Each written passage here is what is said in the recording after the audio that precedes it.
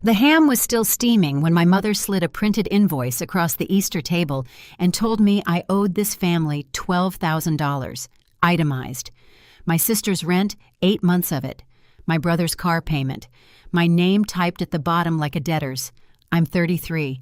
I haven't lived under their roof since I was 18, and I have never asked anyone in that room for $1. "You're the one without kids," my mother said, in the voice she uses for the weather. My father set down his fork and called it fair. My sister studied her plate. My brother laughed with his mouth full. "Just pay it. What else are you doing with it?" I didn't argue. I said okay, and I asked for a pen, because 6 weeks earlier, I'd requested a file with my own name on it, and I had read every page twice. If a family has ever handed you a bill for the crime of existing, hit that like button. It costs you nothing, and it tells me somebody's out there. Subscribe if you want to hear how this ended, because it did end, and not one person at that table saw it coming. And do me a favor, drop a comment and tell me where you're listening from, and what time it is where you are. I like knowing who's in the room with me for this part. My name is Meredith Sinclair. I'm 33 years old and I live in Columbus, Ohio, in a 1-bedroom on the 2nd floor with a radiator that knocks. I administer employee benefits for a hospital system here. Every autumn, I run open enrollment for a little over 9,000 people. Nurses, techs, housekeeping, the men who fix the elevators. I spend 7 weeks a year explaining deductibles to exhausted people at 4 in the afternoon. And the rest of the year, I process the paperwork that decides what happens to their families if they die. That's the job. It sounds like nothing. It's forms. But here's the one sentence from my job that matters, and I want you to hold on to it, because everything that follows hangs off it like a coat on a nail. An adult human being cannot be insured without her own signature. Not her mother's, not her husband's, hers. She has to sign in her own hand saying, "Yes, you may write a policy on my life." If that signature isn't there, the policy isn't weak. It isn't questionable. It doesn't exist. I have said that sentence out loud maybe 400 times in my career, to employees, to spouses, to a very patient man from payroll named Dell who could never remember it. I had never once said it about myself. To understand what was printed on the page I put on that table, I have to take you back to Christmas. There were 5 of us. My father, Douglas Sinclair, who has owned a cabinet shop in Grove City for 31 years. My mother, Vivian, who has never had a job outside that shop and has run everything inside our family since before I could form sentences. My sister, Adrienne, 3 years older, married to a decent, quiet man named Pace, mother of twin girls, part-time bookkeeper for my father's shop on Tuesdays and Thursdays. My brother, Grant, 5 years younger, 28, a truck, a toddler son, and an unshakable belief that everything works out. And me. I want to be careful here, because I know how this sounds. My childhood wasn't a horror movie. Nobody hit me. There was food, there were birthdays. What there was instead was a system. And the system was so old and so smooth that for most of my life, I mistook it for weather. Adrienne got asked how she was feeling. Grant got asked what he needed. I got asked what I could do. At 9, I was the one who could be counted on. At 19, I was the one who didn't need help. At 29, I was the one with the good job. There was always a compliment on the front of it. That's the trick. They never said you don't matter.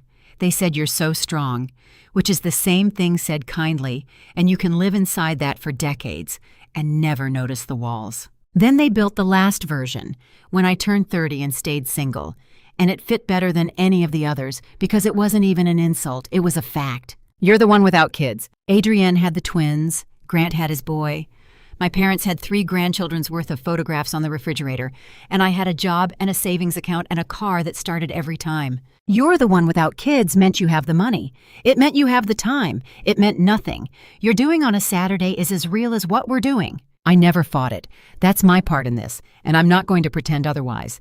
For years I paid what they asked and drove where they said, and I told myself I was being generous when what I was actually being was quiet. Then, in October of 2025, a middle school orchestra teacher named Owen Brandt asked me to have dinner with him, and 8 weeks later, he asked me something else. I said yes to both. Christmas Day, 2025, my parents' house in Grove City. The living room smelled like a cinnamon candle and my father's coffee. Owen was on the love seat with his hands on his knees, wearing a sweater he'd bought that week, and I could feel him being on his best behavior, and I loved him for it, I told them. Adrienne screamed and hugged me and cried, and I want to say that part was real, because I think it was. My father shook Owen's hand and said, "Congratulations," and then said, "What does a music teacher clear these days?" and laughed like it was a joke, which it wasn't. Grant said, "Nice," and went back to his phone. And my mother said, "Congratulations." She said it correctly. She put her hand on my cheek. She looked at me for a second longer than she needed to. Then she went into the kitchen, and when I followed her in with the plates, she was standing at the sink with the water running, not washing anything. "Meredith," she said without turning around, "have you two talked about insurance?" I laughed. I actually laughed. It was Christmas, I was engaged, and my mother was asking me a benefits question, which in our family was practically a love language, because it was the one subject where she'd ever let me be the expert. "That's my whole job, Mom." "I know," she said. "I know it is." The water ran. She still hadn't turned around. "So you'd know," she said, "if something was already in place." I remember drying a plate. I remember thinking she meant a job policy, group coverage, the kind of thing everybody has and nobody reads. I said something like, "Everybody's got a little through work. It's not enough. We'll get real coverage." And she said, "Sure." That's it. That's the whole conversation. 19 seconds in a kitchen with the water running. I would give a lot to have turned her around by the shoulder right then and looked at her face. January was strange, and I want to be honest that I only know it was strange in retrospect, because in the moment it just felt like being loved for once. My mother called me. That was new. My mother did not call me. My mother summoned me, which is different. But that January she called twice a week and asked me questions, and the questions were oddly specific. Had we set a date? Was it going to be a church thing? Would Owen be on my insurance? Would I be on his? Would we be filing together? And my sister called too. Adrienne and I had a certain kind of relationship, and if you have a sister, you might know the kind. We didn't see each other constantly, but at 11 at night, for about 10 years, we texted. Long ones, the kind you type sitting on the edge of the bathtub. She knew about the man in 2016 who left the way he left. She knew about the year I didn't get out of bed on weekends. She knew what my doctor's name was, and she knew what I took for it, and she knew the exact number of milligrams because she'd asked, kindly, on a Tuesday, and I'd told her, because who else was I going to tell? That January, she asked how I'd been sleeping. She asked whether I still saw the same doctor. She asked whether Owen knew about all of that.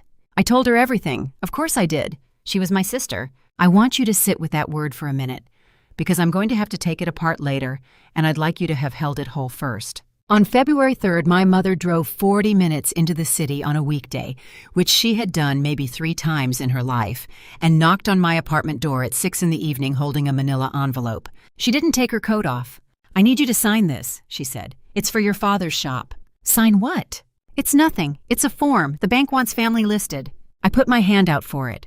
She held it against her chest for about a half-second longer than a person holds an envelope, and then she gave it to me, and I opened the flap and started to read the first page. I got about 4 lines in. I don't remember what those 4 lines said. I want to tell you that I do. I remember there was a box on the right-hand side with a policy-looking layout to it, columns, small print, the visual grammar of insurance, which after 10 years I can recognize from across a room the way a chef knows a knife. And I remember saying, "Can I keep this and read it?" My mother took it out of my hands. She did it pleasantly. She smiled. She said, "It's not that kind of thing, honey. I just needed a signature." And she put it back in the envelope, and the envelope went under her arm. And she said the kitchen faucet was dripping again, and did I want any of Grandma's dishes? She left 12 minutes after she arrived. By 9 o'clock that night, the family group chat had a new theme. Grant. LOL, did Meredith make Mom submit a request in triplicate? Adrienne, a crying, laughing face. My father, who texts in complete sentences like a man dictating a telegram. Your mother drove all that way. I typed, deleted, typed, and finally sent, I don't sign things I haven't read. Nobody answered that. Not one of them. And in a family like mine, silence isn't the absence of a message. Silence is the message. I sat on my couch that night feeling like a difficult woman. 9 days later, I did the most ordinary thing a person does when they're getting married. It's so ordinary, it's almost embarrassing to describe. On February 12th, I applied for a term life insurance policy on myself. $500,000, 20-year term, through a company called Pennant Life, because their rates were good and because I was about to have a husband and because I sell this exact idea to strangers for a living. It took 12 minutes online. Height, weight, do you smoke? Has a physician ever advised you? I answered every question honestly, which I mentioned because it becomes relevant. I hit submit and I made dinner. 8 days after that, Pennant Life sent me a letter that ended my life as I had understood it. And the sentence that did it was so bland that I read it 3 times looking for the part that was supposed to hurt. February 20th, a Friday. I opened it standing up, next to the mailboxes in my lobby, because I assumed it was a request for a paramedical exam. Dear Ms. Sinclair, in connection with your application, our underwriting review has identified existing individual coverage on your life in the amount of $750,000 associated with an application dated August of 2019. Please advise as to whether the coverage referenced above is to be replaced or retained. Your application is pending awaiting your response. I read it 3 times. Let me explain what that letter is, because if you don't work in this world, it sounds like a clerical hiccup. When you apply for life insurance, the company checks a shared industry database to see whether you've applied anywhere else, because otherwise a dying man could quietly stack 6 policies with 6 companies. So an underwriter at Pennant Life looked me up, and the database told her that somebody had already been down this road on my life once before, in August of 2019, for $750,000. I was 26 years old in August of 2019. I lived in a studio near Clintonville with a mattress on the floor. I had never applied for life insurance. I had never signed an application. I had never taken a medical exam for one. I had never spoken to an underwriter in my life. I stood in the lobby of my building with my keys in my hand and did the arithmetic a benefits administrator does automatically, the way a nurse counts your breathing while she's talking to you about the weather. Somebody had put a price on me, $750,000. They'd done it 6.5 years ago. I had gone to work every day since, and not once had a single piece of paper with my name on it crossed my own desk. I didn't cry. That surprised me later. What I did was go upstairs, sit at my kitchen table, open my laptop, and start being very good at my job. Because here's the thing about my one boring sentence. An adult cannot be insured without her own signature. So if that policy existed, then somewhere in a file cabinet or a server farm, there was a piece of paper with my name signed on it, and I hadn't signed it, which meant somebody had. On February 22nd, I requested my own file. Let me tell you what that means, because it is the least dramatic act of my entire life, and it is the one that did all the damage. That shared industry database, the one that flagged me, is called the Medical Information Bureau. Under federal law, you can ask them for a copy of your own record. It's free, once every 12 months. Any consumer can do it. I know the number because I give it out. Every open enrollment, some guy from facilities gets declined for supplemental coverage and can't figure out why. And I sit him down and say, call them, ask for your consumer file. It takes 10 days. I called that number from my own kitchen at 10 at night on a Sunday and gave them my own date of birth in a voice I didn't recognize. Nobody handed me a clue. Nobody slid an envelope under my door. There was no anonymous letter, no old friend of my father's with a guilty conscience. I want that on the record, because when people ask me how I found out, they assume somebody helped me. Nobody helped me.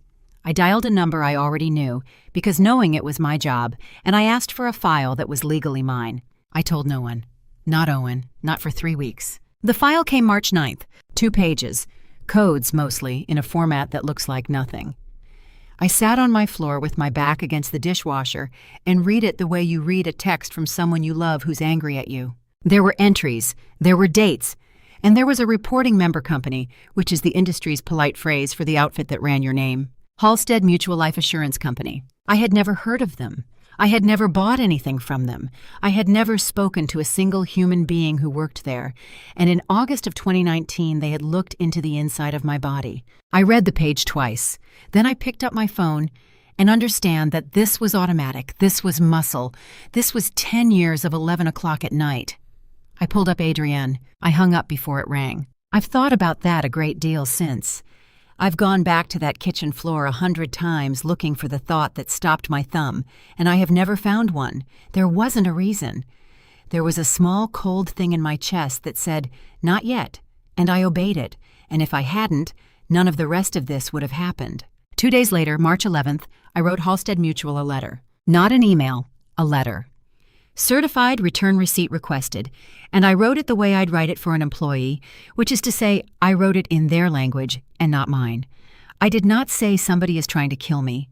I did not say, I think my family did something. I wrote, I am the named insured on a policy your company may have issued. I have never applied for, consented to, or executed an application for coverage on my own life. Enclosed is a copy of my driver's license. I request written confirmation of the existence and status of any in-force policy insuring my life. 9 lines. I put it in a mailbox outside a Kroger and stood there with my hand on the flap a second longer than necessary, the way you do when you've just made something real. The answer came March 19th. 1 page. I have it laminated now, which tells you something about who I've become. Policy number WL33190862. Issued August 22, 2019. Type whole life. Face amount $750,000 and no cents. Status premium loan in effect. And then 2 lines I have thought about more than any 2 lines I have ever read. Owner, withheld pending verification. Beneficiary, withheld pending verification. Withheld. Not none. Not applicable. Withheld. Which means there was an answer, and I was not going to get it by being polite. Somebody owned a policy on my life. Somebody stood to be handed $750,000 the day I died. A company in another state knew both of their names, and I did not. I flipped the page over because I read everything twice. On the back was a block of small print service history codes, the kind of thing nobody reads. 1 line said, assignment on file Y. I looked at it. I registered it. I thought, that's the beneficiary designation. That's a form they filed at some point. Fine. I was wrong. I was wrong for 9 more weeks. Remember that I saw it and walked past it, because that's the part I still haven't forgiven. I told Owen on a Saturday, in his car, in a grocery store parking lot, because I didn't want to be looking at him. I said it flat, the way you say a diagnosis. There's a policy on my life for $750,000, and I have never signed anything. Owen is not a dramatic man. He teaches 13-year-olds to hold a violin, which requires the temperament of a glacier. He didn't gasp. He didn't tell me what to do, which is the thing I want engraved somewhere someday, because every man I dated before him would have started making phone calls. He sat there a while with his hands on the wheel. Then he said, do you want to know, or do you want to be safe? Because those were different things. If I wanted to be safe, I could call Halstead, scream fraud, get it canceled, be done in a week, and I would never know who. I want it on paper, I said. He nodded like I'd told him the weather. Then he said, okay, and started the car, and we bought groceries. That is the entirety of the rescuing anybody did for me in this story, a question and a grocery run. My mother called about Easter the last week of March. She was warm. She was so warm. Everyone's coming.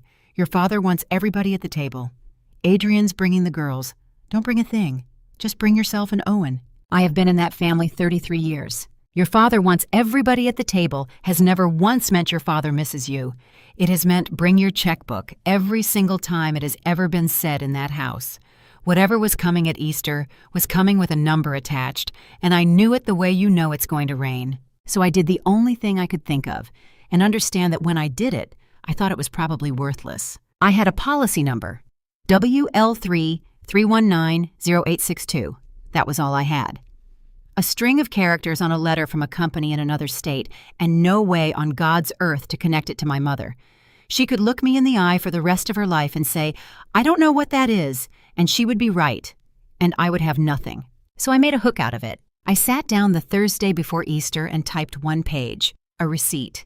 A plain acknowledgement of money received, the kind of thing that sits on 10,000 law firm websites, because in this country, money that moves inside a family is presumed to be a gift, unless you can prove otherwise.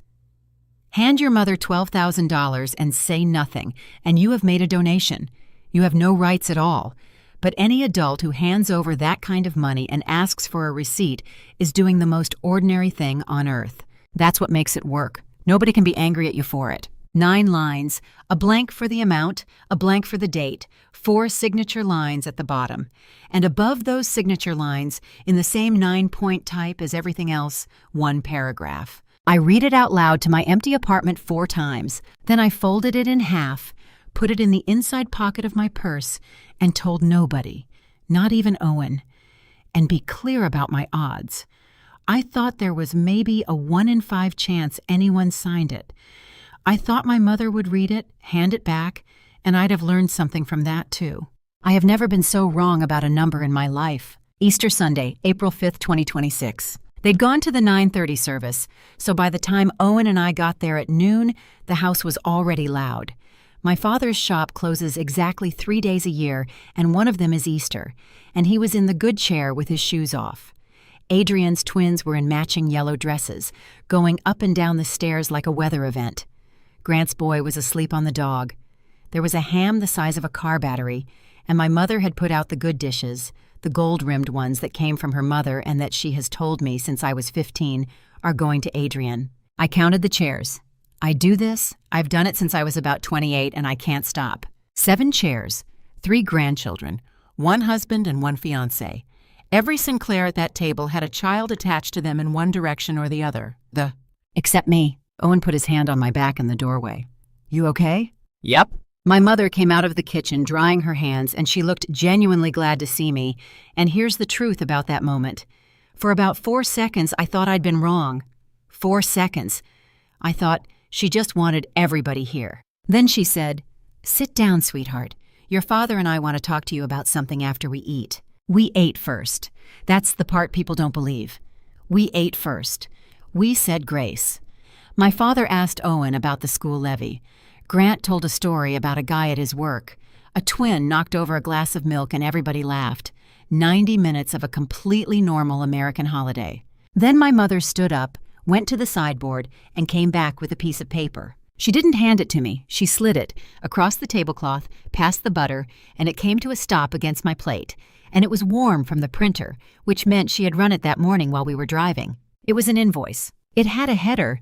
It said Sinclair Family across the top in a font because my mother had used a template. There were line items, a column for description and a column for amount, right aligned, the way a spreadsheet does it for you. Adrian, rent, 8 months at $1,200, $9,600. Grant, vehicle, $2,400. Total due, $12,000 and no cents. And at the bottom, on the line where an invoice puts the name of whoever owes the money, it said Meredith Sinclair. Nobody spoke while I read it. That's how I knew they'd rehearsed.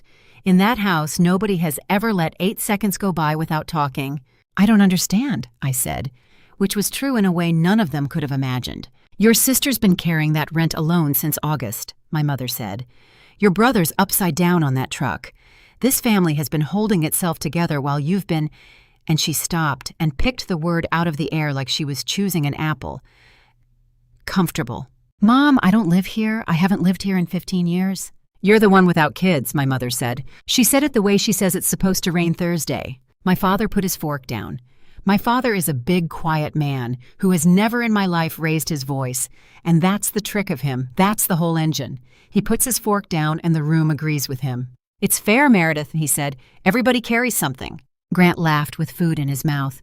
"Just pay it. What else are you doing with it?"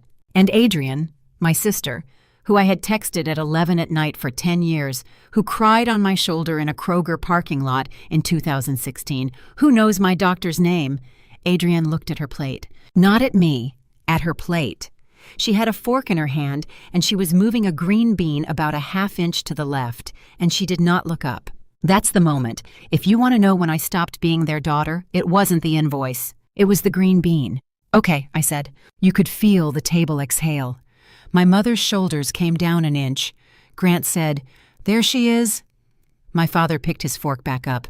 I got my checkbook out of my purse.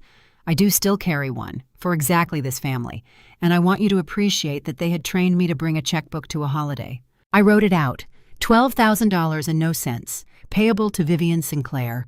My hand was completely steady, and I remember being distantly impressed with myself about that. My mother reached for it. I held onto the corner. "I need a receipt," I said. Grant laughed so hard he had to cover his mouth. "A receipt? Are you serious right now?" "It's $12,000, I said. "I'd ask anybody for a receipt." And that, right there, is the thing not one of them could argue with, and I knew it when I said it.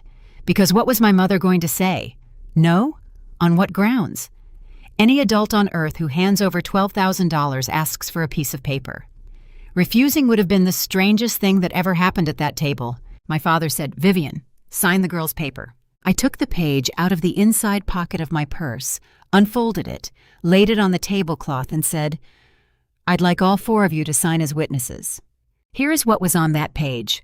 I'm going to read it to you the way it read at that table because you're going to need it later. At the top, receipt and acknowledgement. Then the date in my handwriting, April 5th, 2026. Then the amount in my handwriting, $12,000. Then the paragraph. The undersigned acknowledged that on the date above, Meredith Sinclair delivered the sum above to Vivian Sinclair. The undersigned further acknowledged that this sum, together with all prior sums advanced by Meredith Sinclair to members of this family since 2019, was received on account, is repayable, and is applied in whole or in part to the annual premium and premium loan balance on Halstead Mutual Life Assurance Company policy number WL33190862, insuring the life of Meredith Sinclair. The undersigned acknowledge having read this statement. Then 4 lines. I want to be honest with you about what I did there because I've had people tell me it was a trick. Every word on that page was true. I just didn't know yet that it was true. And any one of the 4 of them could have taken the pen and crossed a line out. My mother had a pen in her hand. That's all it would have taken. 1 stroke, and I'd have had nothing. My mother signed it without sitting down. I watched her do it. She was still standing, she had her reading glasses pushed up in her hair, and she leaned over the table with one hand flat on the cloth and signed on the first line, and she was looking at the check the whole time. That's what people don't understand about my mother. She's not stupid. She's the smartest person in my family by a mile. She just could not conceive of a world in which I was doing anything other than what I was told. She'd won. Winners don't read. My father signed second. He read it technically. His eyes went across it. He's a man who signs things for a living, purchase orders, delivery slips, 40 a week, and his eyes did that thing where they move but nothing happens behind them, and he wrote Douglas W. Sinclair in his terrible slanted hand and pushed it toward Grant. Grant didn't even wipe his mouth. He signed it holding a roll. He said, "Do I get one of these when I loan somebody $20? And he laughed at his own joke and slid it across to Adrienne. The whole thing took maybe 20 seconds, and then it got to my sister. I have watched Adrienne read since we were kids. She reads with her lips slightly apart. She always has. She'd read cereal boxes that way. She reads slowly and thoroughly, and she is the only person in that family who has ever finished a book. She picked it up.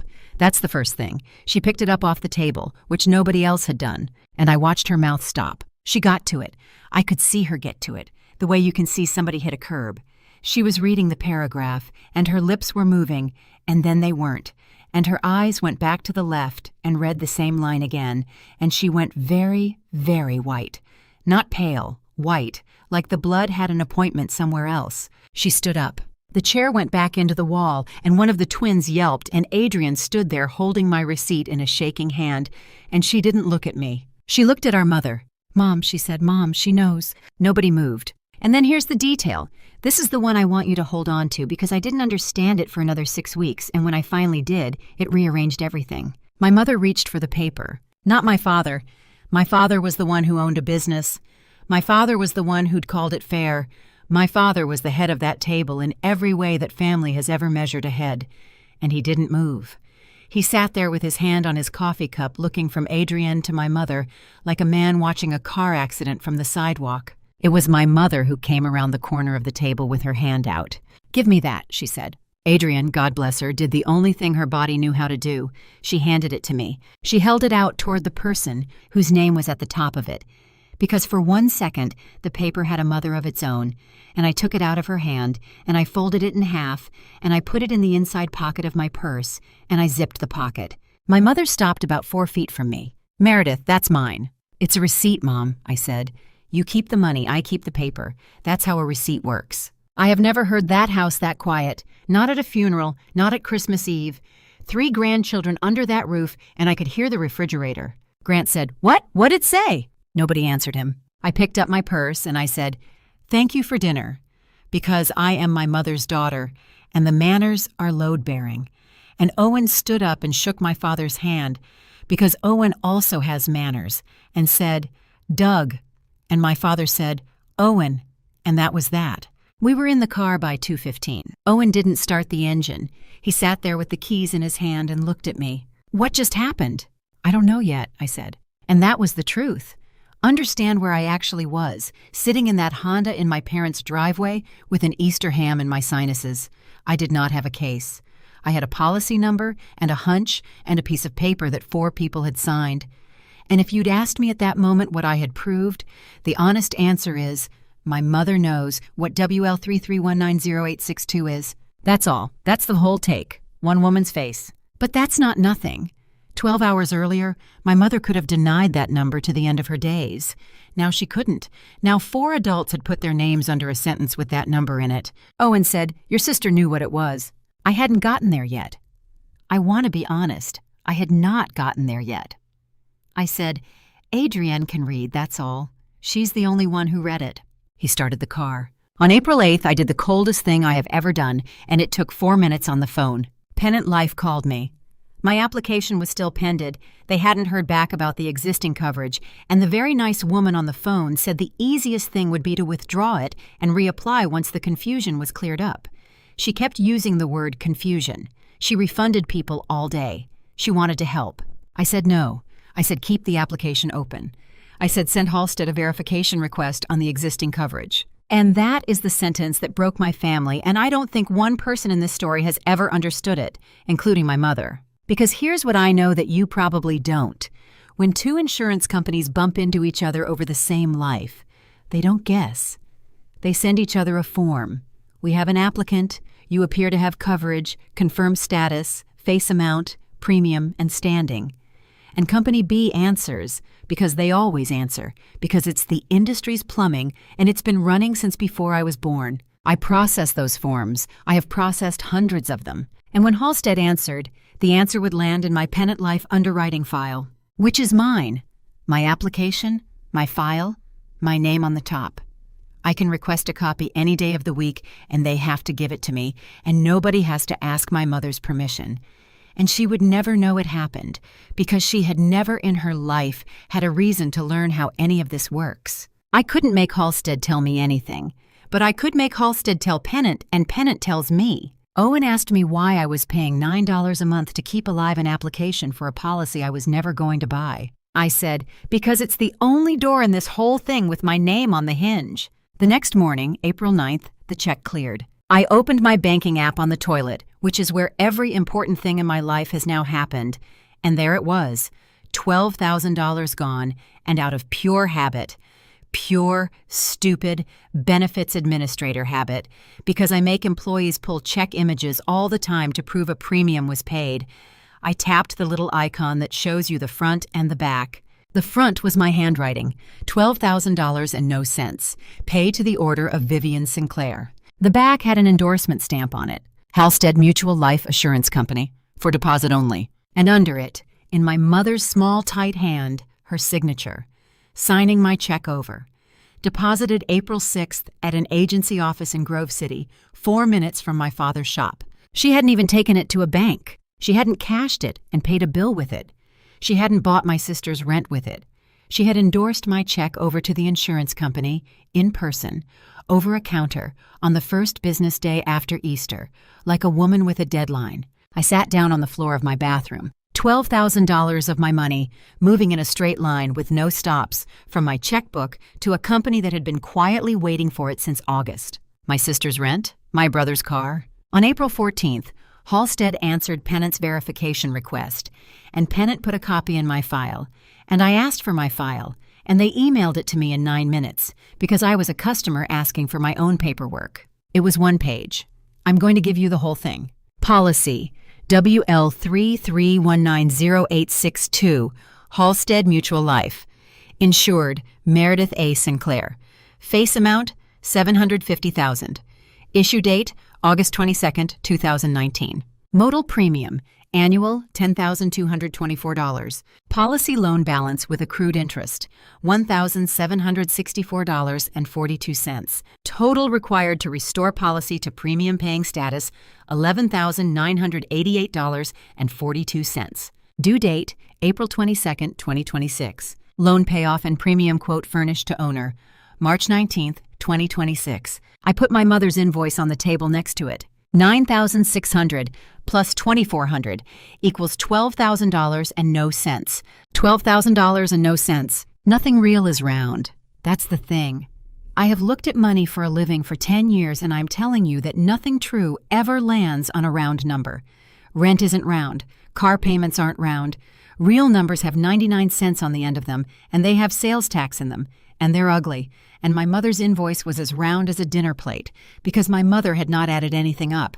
She had started with the number she needed, $11,988.42, quoted to her on March 19th, due April 22nd. She'd rounded it up to a number a person could say out loud at a table. And then she had gone backward and invented 2 line items to fill it. 8 months at $1,200, a car payment. They had never asked me to support my sister. My sister has a husband and a house in Hilliard with a swing set in the yard. Adrienne has never paid rent in her adult life. They had asked me to pay the premium on a policy that pays them when I die.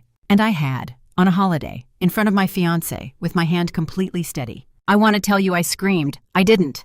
I opened a spreadsheet, because there was one more thing to check, and I already knew what it was going to say, and I sat there for probably 10 minutes not doing it. I went back through my bank statements, 7 years of them. It took me until 2 in the morning. August 2021, $10,300 wired to my mother because my father's shop had a tax thing. August 2022, $10,500, the roof. August 2023, $10,800. Grant's tuition. For a semester, Grant did not attend. August 2024, $11,000. Adrienne's dental work. August 2025, $11,400. My mother's transmission. $54,000. Every single one of them inside 10 days of August 22nd. Every single one of them a little bigger than the last, and the premium itself never moved. Whole life doesn't move. That's the entire point of it. $10,224 a year, the same number, until the day I die. What crept was the cushion. Every August, my mother asked for what she needed, and a little more on top, the way you do when you got away with it once, and you're finding out what the traffic will bear. 5 years. 5 emergencies, 5 different sad stories, 5 different family members starring in them, and I had believed everyone. And I had believed them because that is what I am. I am the one who can be counted on. And not once in 5 years had I noticed that my family only ever had a crisis in August. That's what it is to be the reliable one. You never look at the calendar, you just get out the checkbook. I sat in my kitchen at 2 in the morning on April 15th, and I understood, finally and completely, that for 5 years I had been personally paying for the thing that made me worth more dead. On April 27th, I signed a piece of paper of my own. It cost me $6. I typed a statement, 1 page, sworn, notarized at a shipping store on a Monday during my lunch hour by a kid with a nose ring who asked me to confirm my address and never once looked at what he was stamping. I stated that I am the insured on policy WL33190-862, that I never applied for it, never signed an application, never consented in writing or otherwise, never completed a medical history, never spoke with a producer, never received a policy. That the signature purporting to be mine is not mine. That I demand a certified copy of the application, including all supplements and the producer's statement. And then the last line, which was the whole point, and which I wrote because I have sat in 3 compliance trainings a year for a decade, and I know exactly which sentence makes a carrier's blood run cold. The information contained in Part 2 of that application, if accurate, was furnished by a person who is not me. I request that your company determine who furnished it. I mailed it certified. Because here's what happens when an insured tells a carrier that a signature is forged. Nothing polite, nothing slow. It goes out of customer service in about an hour, and it lands on a desk in a department that does not send you birthday cards, and the file stops being about a premium. I wasn't accusing my mother. I never once in that entire document said the word mother. I just asked a company a question about its own paperwork and let it walk down the hall by itself. The certified copy came on May 12th. It was 11 pages in a flat envelope, and I opened it on my kitchen table with a glass of wine I didn't touch, and I want you to know exactly what I expected to find, because I have never in my life been more prepared for the wrong thing. I expected my mother's handwriting. That's it. That's what I was braced for. I'd made peace with it in the car, in the shower, at my desk with my headset on. I was going to turn to page 1 and see my name, Meredith A. Sinclair, in my mother's small, tight hand, the same hand that endorsed my check, the same hand that wrote in my baby book. And I was going to feel the floor go, and then I was going to be free. Page 1. Personal information. Name, date of birth, address as of 2019, that studio near Clintonville. Occupation, benefits administrator. Employer, correct. Page 3, the signature line. And there it was, Meredith A. Sinclair. And it was fine. It was good. It was a patient, careful, unhurried forgery made by somebody who had a sample in front of them and took their time. And it did not look like my mother's hand at all. And I stared at it for a long moment and felt almost nothing. Because I'd already turned to page 2. Page 2 is part 2. Part 2 is the medical history. Height, to the inch, weight, to the pound, and not the pound I'd have told anybody, the pound. Physician of record, name, practice, street address in Upper Arlington. Current medications, sertraline, 50 milligrams daily since 2016. Prior conditions, generalized anxiety disorder, diagnosed 2016. Treatment ongoing. Family history, maternal grandmother, breast cancer, age 61. And then line 14, March 2018, outpatient consultation, Riverbend Women's Health, Columbus, Ohio. No follow-up. I read that line and the kitchen went sideways. Because my mother did not know about March of 2018. My father did not know. Grant would not have known if I'd tattooed it on his arm. I told one person on this earth about March of 2018. I told her on the phone at 11:40 at night, sitting on the edge of my bathtub with the water running so my neighbor couldn't hear me. And she said all the right things. And she said, I'm always here. And she said, you can tell me anything. I had spent 7 weeks preparing myself to see my mother's handwriting. Nobody had forged my medical history. Nobody had guessed it. Nobody had gone through my trash or hacked my portal. Every fact on that page was accurate, and there was exactly one person alive who had all of them. Not because she'd stolen them, because I gave them to her, one at a time, for 10 years, at 11 o'clock at night. My sister wasn't a name my mother wrote in a box. My sister was the source. I sat at that table until the light changed. I didn't cry, and I didn't call anybody, and I didn't throw the wine. I sat with my hands flat on either side of 11 pages and went back through 10 years and reread all of it. The night in 2016 in the Kroger parking lot. My height and weight came from a bridesmaid dress fitting in 2021. She was the one who wrote the numbers down for the seamstress. The medication came from a Tuesday. The doctor's name came from a Sunday when she asked if she should switch to somebody in Upper Arlington and did I like mine. She asked me if I liked mine. Every one of those conversations, I walked away from feeling closer to my sister. That's what I keep coming back to. I hung up those phone calls feeling loved. There was no moment where it felt like an interview, and I've gone looking. Believe me, there is no moment. She was warm the whole time. She was warm because she wasn't pretending. That's the part that's took the longest. My sister loves me. I actually believe that. She loves me. And she wrote it all down anyway. And I have had a year to understand how a person does both of those things at once, and I still don't. Here's the only theory I've got. I don't think anybody ever sat Adrienne down and said, we need her medical history for an insurance application. I think my mother asked her, one August, what medication Meredith was on, and Adrienne told her, because it was Mom, and because it was easier than asking why. And then it happened again. And then it was a habit. And by the time it was a habit, it was too late to be a betrayal. You don't have to recruit somebody like my sister. You just have to be the person she can't say no to. My mother has been that person for 36 years. If somebody in your life has ever asked you a warm question and used the answer, tell me in the comments, what would you have done at that kitchen table on May 12th? And stay with me, because I hadn't found the worst thing yet. It was on page 4, and I'd already read page 4 twice. Page 4 is where the application ends and the housekeeping starts. Producer of record, H. Pike, with an agency code after it. Somebody's father's friend. A man I have never met and never will, because I looked him up and he surrendered his license in 2022 over something that had nothing to do with me. Witness to the signature of the proposed insured, and then a signature, and it said Grant D. Sinclair. my brother. Dated August 14th, 2019, which is 8 days before the policy issued and about 3 weeks before Grant's 22nd birthday. My baby brother, who is 21 years old, working summers at the shop for cash, and who has never in his life read a document he was handed. Grant will sign anything. He signed a receipt at Easter holding a dinner roll. He's not evil. My mother said sign this and he signed it, and I would bet my apartment he could not tell you today, under oath, what he thought he was signing. Which he did, actually, under oath. But I'm getting ahead of myself. And then the line that made me put my coat on. Application taken at 1180 Corbin Street, Grove City, Ohio. That's not my parents' house. That's the shop. They didn't do it at the kitchen table.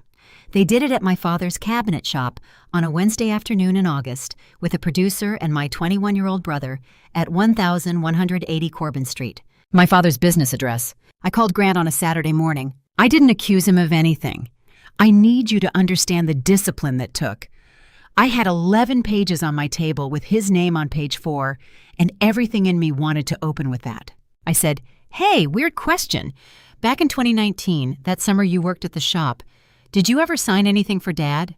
And Grant, who has never had a suspicious thought in his life, said, "Sure, all the time. Why?" "Like what kind of stuff?" "I don't know, Mayor. Delivery stuff, insurance stuff. Dad's got a guy that comes out. You sign like 4 things and he leaves. Why?" "Insurance stuff. Dad's got a guy that comes out." I said, "Because your name's on something of mine." There was a pause. It was maybe 2 seconds long, and in those 2 seconds, my brother, who I love, who is not built for this, understood that he was in trouble and did not understand why. "What are you talking about?" he said. And then, quieter, in a completely different voice, "Mayor, what is this? Mom said you took something." "Mom said you took something." "Ask her what I took," I said, and I hung up, which was the only unkind thing I did in this entire story, and I'd do it again. 21 minutes later, my mother called. 21 minutes. I timed it, because I'd started timing everything by then. That's what my family did to me. My brother put down the phone, and it took her 21 minutes to get to a phone of her own, which meant she'd had to be told and think and decide. I let it ring. She called 4 more times that day. Then my father called once, which he has done maybe 3 times in my adult life. Then at 9 that night, the family group chat woke up. Adrienne posted a photo of the twins at the zoo. That's it. That's what she posted, the day her sister called her brother about 2019. A photo of the girls in front of the flamingos, and my mother replied with 3 hearts, and Grant replied, LOL Maddie's face, and my father replied, beautiful girls. Nobody said a word about anything. If you didn't grow up in it, you'll think that's nothing. It isn't avoidance, it's a demonstration. 4 people standing on the other side of a river showing me exactly how well the family functions without me in it, and it is the single most effective weapon my mother has ever built, and it has been working on me since I was 6. For about 90 seconds it worked again. I sat there with my phone in my hand and I felt it, the old pull, the thing that says apologize and it stops.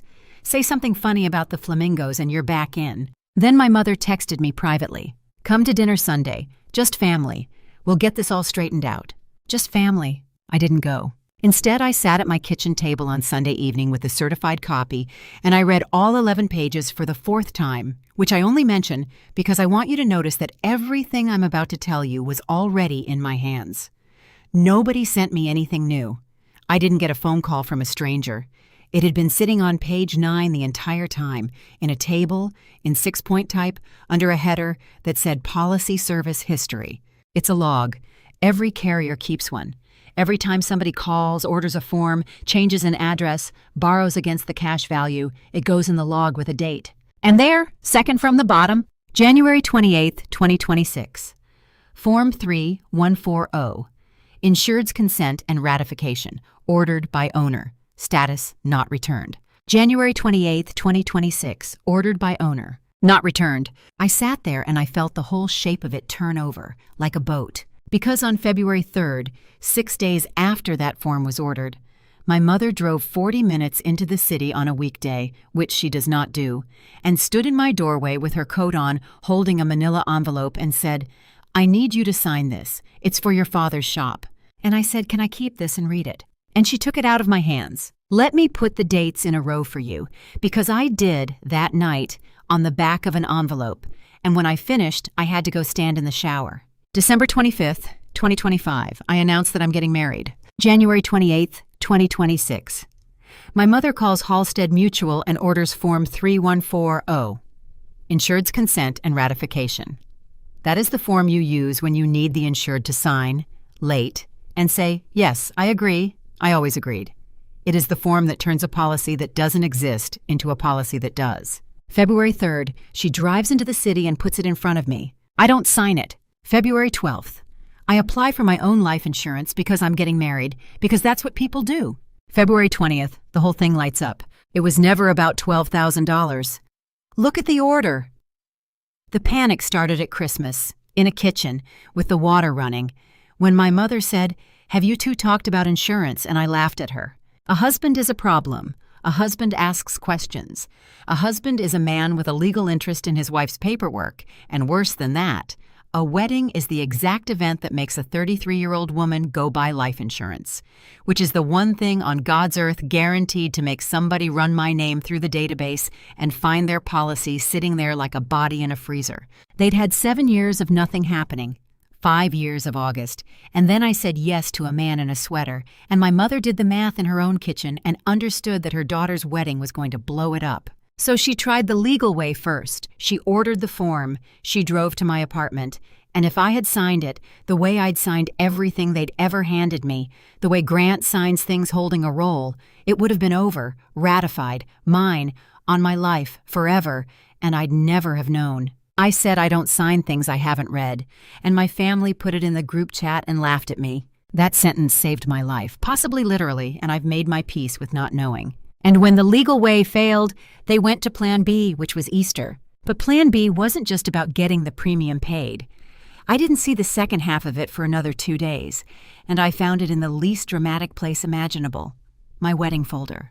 Owen and I had put a deposit down at a place out on the west side in February, standard contract, deposit at booking to hold the date, half the balance in the spring, the rest 30 days before the wedding. I opened the folder to check something else entirely. Second payment due, April 17th, 2026, $8,600. $12,000 demanded on April 5th, $8,600 due April 17th. There isn't a person in that family who knew that date except one.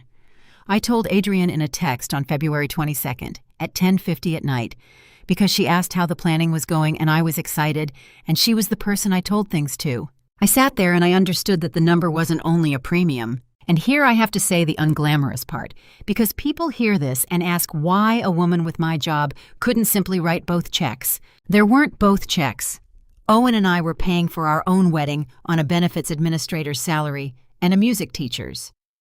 $54,000 had already walked out of that savings account in 5 Augusts, and what was left went into the deposit and the ring.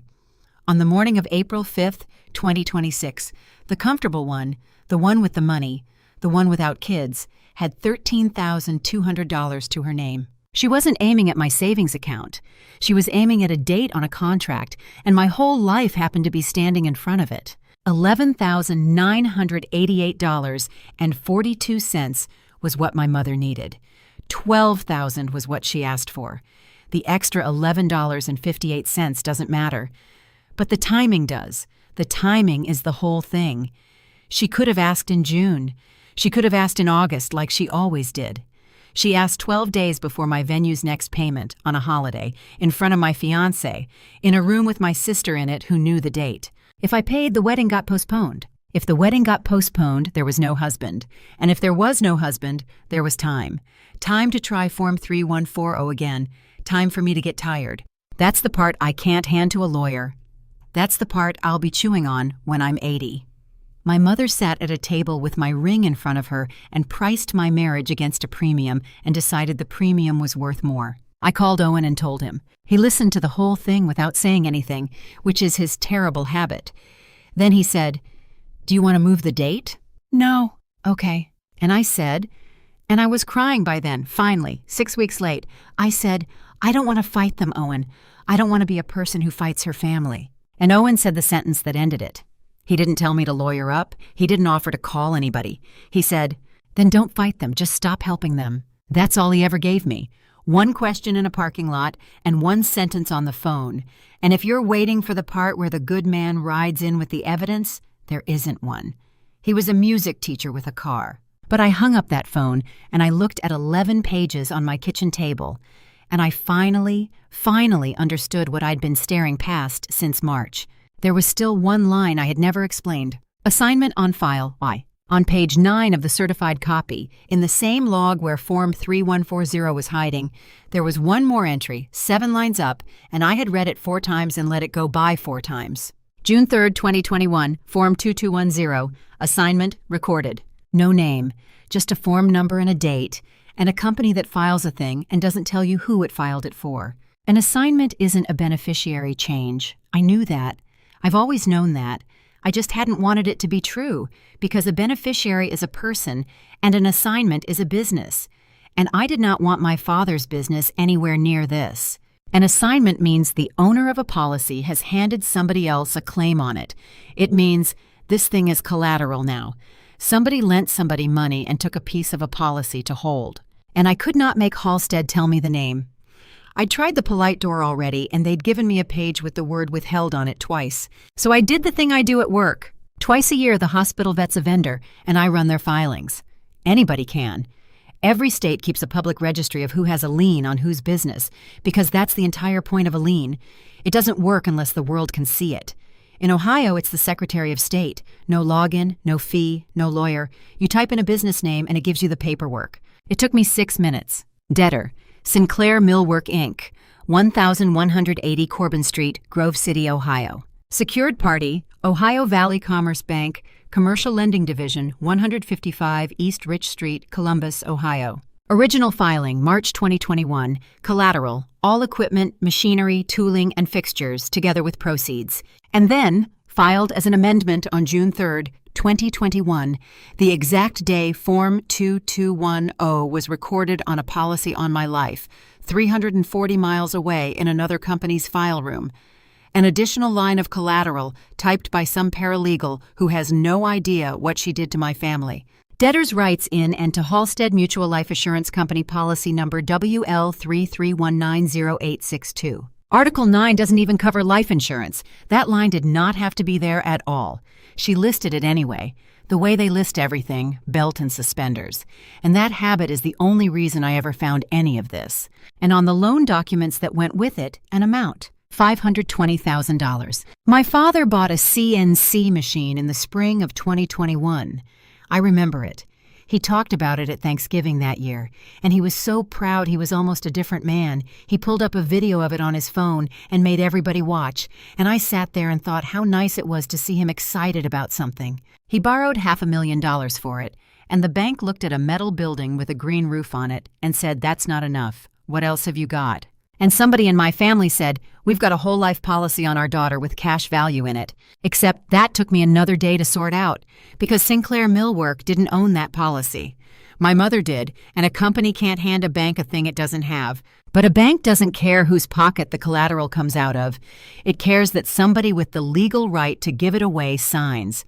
It's called a third-party pledge. Your mother puts up her savings so you can buy a truck. So my mother signed Form 2210 because she was the owner and only an owner can, and my father signed the note because he was the man who owed. And a woman who has never borrowed a dollar in her life became the security on a machine she watched a video of at Thanksgiving. I want to walk you through what that means, slowly, because it's the load-bearing wall of this entire story, and I missed it for 9 weeks. Whole life isn't like term. It builds a pile of money inside it. That pile is worth something to a bank, and a bank will take it as collateral. And when a bank takes something as collateral, there is always a clause, that says the borrower shall maintain the policy in force. Not maybe. Shall. If that policy lapses, the collateral evaporates, and the loan is in default that same day, and a bank that has a defaulted note calls it, all of it, on demand. $520,000 on demand against a cabinet shop that is worth maybe a third of that on its best day. And in August of 2025, my mother missed a premium. That's what premium loan in effect means. That's what was on the letter I laminated. When you can't pay, the policy quietly borrows from its own pile to keep itself alive. and then it charges you interest on your own money, and the pile starts going down instead of up. It's a slow drowning. It had been drowning since August, and by March there was a date on it, April 22nd, and past that date the whole thing would have gone under. And I gave her $11,400 that August. It's on my statement. She had my money in her hand and she missed the premium anyway, and that's the piece I still can't hold in my head all at once. I know why now, and it's smaller and sadder than anything I invented. The note at Ohio Valley was 60 days behind by then, and a man from the bank had started calling the shop in the afternoons, and a bank that calls you is louder than an insurance company that doesn't. So she put my transmission money against the loan and figured she'd find the premium inside her 31 days of grace, the way she'd found it inside a month every August of her adult life. She didn't. My money couldn't patch two places at once, so she paid the loud one and let the quiet one slide. Which is why my mother needed $11,988.42 in her hand by a Wednesday in April. Not to get rich. To keep my father's shop. I sat in my kitchen and I felt something I was not prepared to feel, and I'm going to admit it here even though it doesn't make me look good. I felt sorry for her, for about 4 seconds, because I finally saw it. My mother has been standing on that policy for 5 years, the way you stand on a hatch that something is pushing at from the other side. She reached for that paper at Easter before my father did. She came around the table with her hand out while he sat there holding his coffee. And it wasn't because she was the greediest person in the room. It was because she was the only one who knew how close it all was to the edge, and she has always, always been the one who carries it. 4 seconds. That's how long the sympathy lasted, because then I thought about the actual arithmetic of my mother's life. She had a business to save, and she had 3 children. Adrian has twins, Grant has a boy, and me. She looked at her 3 children, and she picked the one whose death didn't cost anything. I don't mean that poetically. I mean it as a spreadsheet. If Adrian dies, 2 little girls lose a mother and there's a husband standing in the middle of it asking questions and there's no clean line to the money. If Grant dies, same. If I die, there is a fiancé of 4 months, no children, no husband, no estate, nobody who would ever think to ask, and a mother listed as the person who collects. You're the one without kids. I had been hearing that sentence my whole adult life as an insult about my time and my money. It was never about my time. It was an eligibility requirement. I was the only one in the family clean enough to be worth $750,000 because I was the only one with nobody standing behind me. And every August for 5 years, the woman who was holding that hatch down made me pay for the privilege. The letter from Halstead came on May 26th. Different letterhead, different tone. It did not have a customer service number on it. It came from a unit whose name I'm not going to say because I don't want any of you writing to them. And it was signed by a woman named Frances Teal, and it was 4 paragraphs long, and it was the most beautiful piece of mail I have ever received. Your correspondence of April 27th has been referred. An examination under oath has been scheduled for Tuesday, June 9th, 2026 at 10 a.m. at the offices of counsel for the company. And then, at the bottom, a copy list. Just names and roles, the way a company sends a letter to everybody who has to be there. Vivian K. Sinclair. Policy owner, payer of record, primary beneficiary. Adrian M. Pace, contingent beneficiary. Grant D. Sinclair, witness to the signature of the proposed insured. Douglas W. Sinclair, signatory form 2210. There they were. 2 lines had said withheld pending verification on March 19th, and I had carried those 2 words around in my chest for 10 weeks, and now they had names on them and I already knew every single one. Not one thing in that list surprised me. That's what I want you to understand about how this actually went. There was no gasp. By May 26th, there was nothing left for a company in another state to tell me. I had already found it, 1 public record and 1 certified letter, and 1 bank statement at a time, with a laptop on my kitchen table by myself. The letter didn't give me anything. It gave me a room. My mother had to be there. She's the owner. The contract she signed obligates her to sit for an examination when the company asks, and if she refused, the restoration died and the policy died and the collateral died and the note came due, and she knew it. The other 3 weren't parties to anything, and I want to be accurate about that, because for 2 days I thought they were. Halstead couldn't have made them come. A carrier has no subpoena. What a carrier has is a file it hasn't decided what to do with yet, and any lawyer worth a flat fee tells you the same thing. A company weighing whether to hand something to the state counts the empty chairs. So my father came, because his name is on the note that policy was pledged to secure. Adrienne came. And Grant came, because Grant is the witness, and whether that document is a document at all runs straight through my baby brother's signature. 4 people who could not afford to stay home, walking into a room to answer questions under oath about a piece of paper. And me. I want you to hear this part clearly, because it's the only sentence in this story I'm proud of. I did not have to go. I wasn't a party. I wasn't the owner or the beneficiary or a witness. I was the insured, and the insured is the one thing in an insurance contract that doesn't have to do anything. Frances Teal's letter said my attendance was invited, not required. She'd take my statement separately, another day, at my convenience, by phone if I preferred. Every person in my family had a reason to be in that room on June 9th that they couldn't afford to refuse. I was the only one who got to choose. And on the morning of June 9th, 2026, I put on a gray dress and I drove downtown and I paid $9 for parking. And in my purse, in the zippered inside pocket where it had been living since Easter, was one folded piece of paper with 4 signatures on it. The office was on the 9th floor of a building on 3rd Street.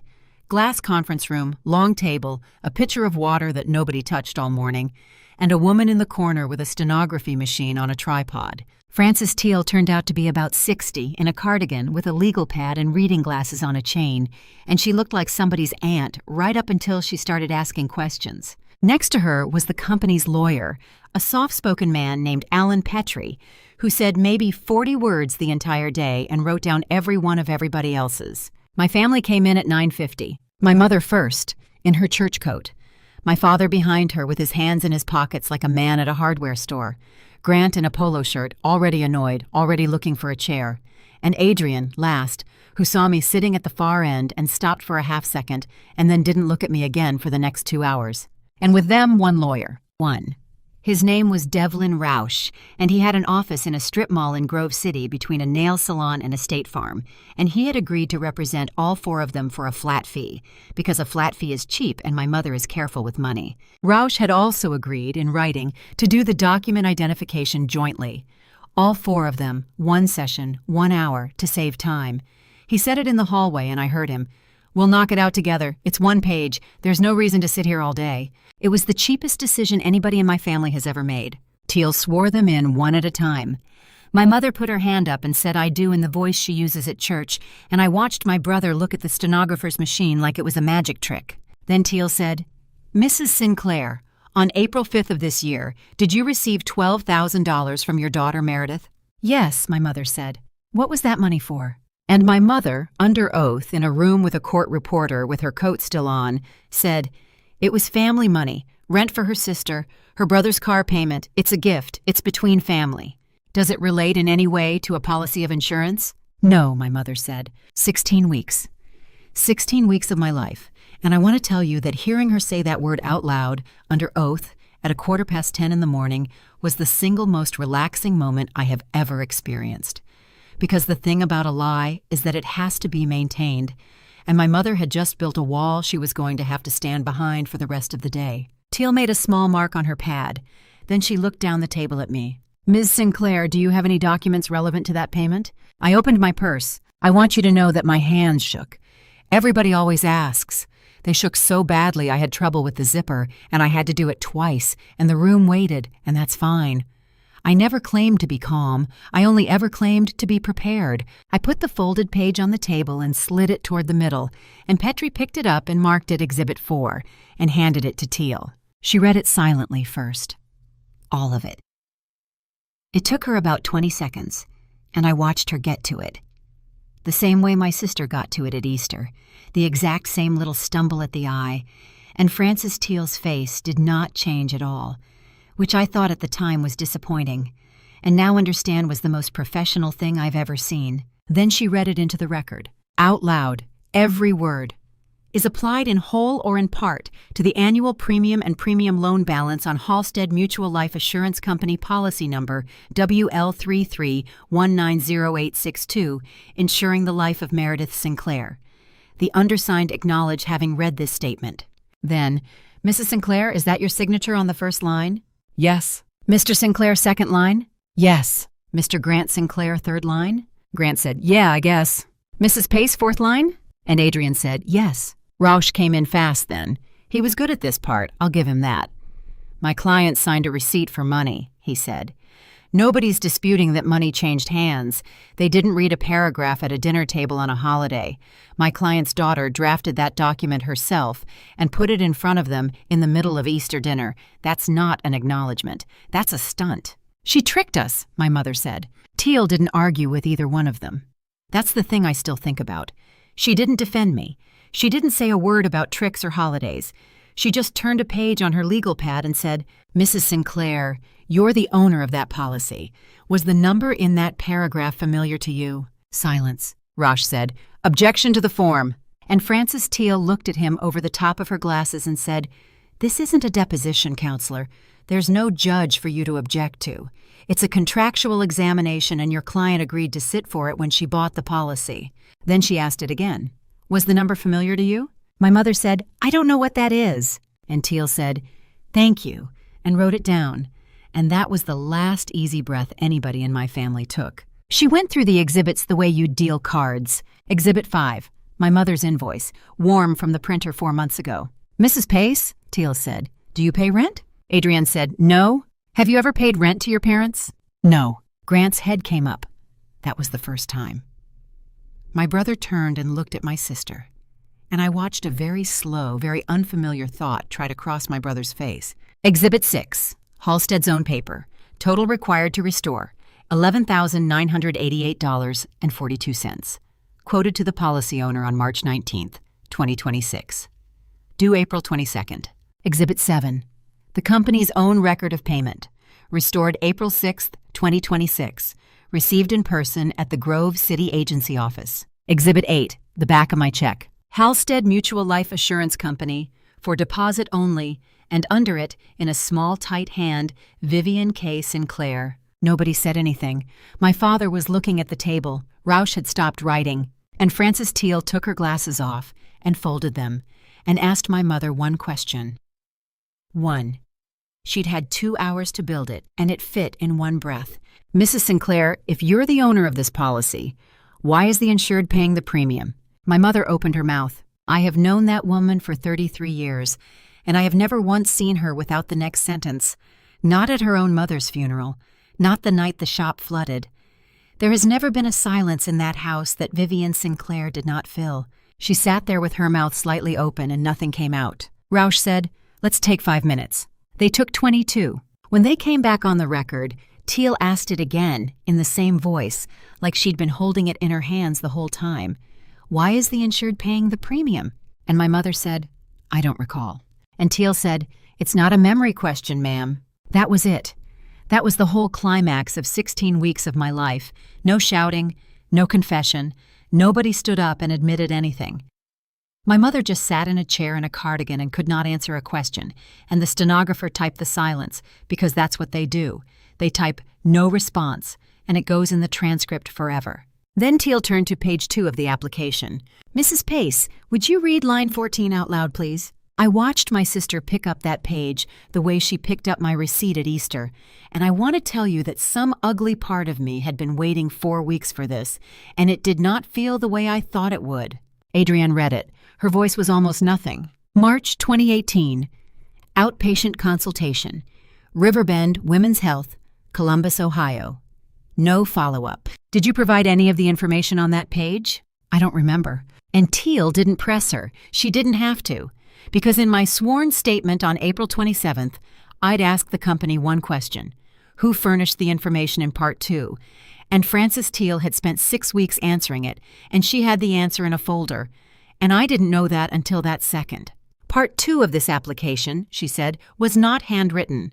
It was completed by telephone interview with our underwriting vendor on August 14, 2019 at 2:10 in the afternoon. The interview is logged. The record shows the interviewer placed the call to a callback number provided on the producer's worksheet. She read the last 4 digits into the record. I knew them. I've known them since I was in high school. They're on my phone 40 times a week. My sister put her hand on her purse. That's all she did. She didn't say anything. She just reached over and put her hand flat on top of her purse on the table, on top of the phone inside it, the way you'd put your hand over a wound. And into that silence, My brother, my sweet, thick, 28-year-old brother, who had been sitting there for 2 hours with no idea what building he was in, said out loud, "Wait, whose number is that?" Nobody answered him, and Grant looked around the table at his mother and his father and his sister, one at a time, and I watched my baby brother figure out, at 28 years old, in a glass room with a stenographer in it, that he was the only person at that table who hadn't known. He said it again, quieter. "Whose number is that?" That's when my father spoke. My father had said one word all morning, yes. He'd sat through the invoice and the check and the silence with his hands in his lap, like a man waiting on a bus. And now he leaned forward, and he did not look at Teal, and he did not look at me. He looked at Alan Petrie, the lawyer, the only other businessman in the room, and he said, "If the policy's void, what happens to the assignment?" Rausch said, "Doug, too late." That is the thing about a room with a stenographer in it. There is no too late. There's a woman in the corner and she is typing, and she does not care who your family is, and it's already in there, forever, in a transcript with a page number on it. Petrie wrote something down. It took him longer than anything else he wrote all day. Teal said very pleasantly, "What assignment, Mr. Sinclair?" And my father didn't answer, and he didn't have to, because I already knew. I'd known since a Tuesday night in May, from 6 minutes on a public website that anybody in America can use for free. But now it was on the record. Not because I said it, because he did. 16 weeks, and the only person in that room who ever said the word assignment out loud was the man who called it fair. If you've made it this far, do me one favor. Somewhere in your life there's a person who has always been able to count on you. Ask yourself when they last asked you a question they didn't already know the answer to. If that lands for you, say so, because I still don't know how many of us there are. Alan Petrie spoke for the first time all morning, and he read it off a card, and it took less than a minute. The restoration of the policy was under review. Payments made toward a policy under investigation are held, not refunded, pending disposition. A policy issued without the written consent of the proposed insured cannot be cured or ratified over the written objection of that insured. And the file, together with the transcript of this examination, would be referred, as the company is required by statute to refer it. And he did not name the agency, and not one of the 4 people at that table asked him who. Then Francis Teal slid one page down to me. 11 lines, one place for my name. Statement of the insured. I never consented. I do not consent now. I object to the continuation of any coverage on my life under this contract. I read it twice. I'm always going to read it twice. That's who I am now. And then I signed my own name, my real one, in my own hand, on my own life, for the first time in 7 years. That's all I did. That's the whole revenge, and I know it's small. They wanted my signature for 7 years. They ordered a form for it in January. They drove to my apartment for it in February. And in the end, I gave them one, and it was the only one that ever counted, and it fit on 11 lines. Then the stenographer looked up. She had a form of her own. They always do. It's mailing addresses. It's the most boring piece of paper in the room. "Miss Sinclair," she said, "where would you like your copy sent?" I could have given her my apartment. I could have given her Owen's. Instead, I said it slowly enough for her to get it, the way you'd read out a phone number. Ohio Valley Commerce Bank, Commercial Lending Division, 155 East Rich Street, Columbus. She didn't blink. It's a mailing address on a form, and it was my statement on my life, and nobody at that table had standing to tell her where my copy could and could not land. 3 heads turned. My mother's, because she's the owner. My father's, because it's his note. And my sister's, because Adrian does the books on Tuesdays and Thursdays, and she has stood at that counter with a payment envelope in her hand 100 times, and she knew that address before I did. 3 of them turned and looked at me at the same time. My brother kept looking at his phone. I picked up my purse and I said thank you, because the manners are load-bearing, and I walked out of a glass room on the 9th floor, and I got in an elevator with 2 strangers talking about a sandwich place. Owen was in the parking garage with the engine running. He didn't ask me how it went. He looked at my face for about a second, and then pulled out onto 3rd Street, and we went and had dinner at a Thai place near the campus, and I ate an entire plate of noodles like a woman who'd been at work. I haven't spoken to my family since. There was no scene. I didn't send a letter. I didn't post anything. I never once said the word lawsuit, and I'm not going to, and I want to be honest that it isn't because I'm a better person than that. It's because I don't have to. My mother is still the owner of a policy that doesn't exist. My father still owes $520,000 against a building with a green roof. Grant blocked me, then unblocked me, then called on a Sunday and left a message that was mostly silence. And Adrian texted once, at 11 at night, of course, and it said, "Can I call you?" And I looked at it for a long time. I didn't answer, not because I hate her, because I finally understood what those phone calls were for. We're getting married in September, not at the place on the west side. I let that date go on April 17th, and the deposit with it. And that is the only thing my mother ever got out of Easter. Owen found us a park shelter with a real kitchen for $400, and his quartet is playing for free because they'd be insulted if we offered. Small. 50 people. Nobody from my side is invited, and I know exactly what that room is going to feel like during the toasts. And there is not one thing I would change. Here's what I know now that I didn't know at Easter. They never actually thought I was worthless. That's the lie I carried for 33 years, and it was backwards the whole time. They knew exactly what I was worth. They'd had it in writing since 2019, down to the dollar, and it was more than any of them would ever be. You're the one without kids never meant you don't matter. It meant nobody standing behind you. So they billed me for my own life, and I paid it, and I asked for a receipt. Because that's what a grown woman does when she hands over $12,000, and not one of them could think of a reason to say no. The bank's mailroom opens at 8 in the morning. Somewhere in a stack on somebody's desk, there's a transcript with 4 signatures in it and a page where my father asks out loud on the record, what happens to the assignment? Nobody in my family knows it's coming. They'll find out the way I did, in an envelope with their own name on it.